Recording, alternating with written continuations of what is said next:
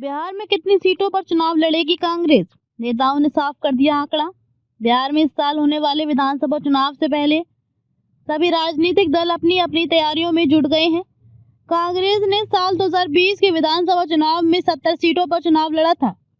इस बार भी बीजेपी 70 या उससे ज्यादा सीटों पर चुनाव लड़ सकती है।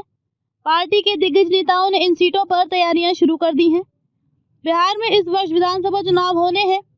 तमाम राजनीतिक दल चुनाव के मद्देनजर अभी से चुनावी तैयारियों में जुट गए हैं। इसके साथ ही बीते चुनाव में रही कमियों को दूर करने की भी कोशिशें की जा रही हैं।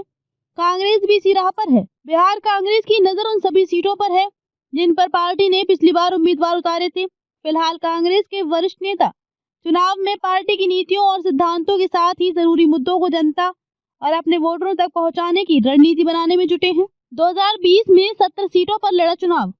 2020 का विधानसभा चुनाव राजद, कांग्रेस के साथ ही अन्य वाम दलों ने एक साथ मिलकर लड़ा था।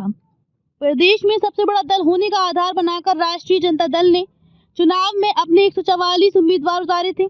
इस मामले में कांग्रेस दूसरे पायदान पर थी और उसने 70 सीटों पर प्रत्याशी खड़े किए थे। 2020 के चुनाव में महागठबंधन बेहतर प्रदर्शन के बाद भी सरकार बनाने से चूक गया, क्योंकि सरकार बनाने के लिए जो जादुई आंकड़ा चाहिए था वह प्राप्त नहीं किया जा सका।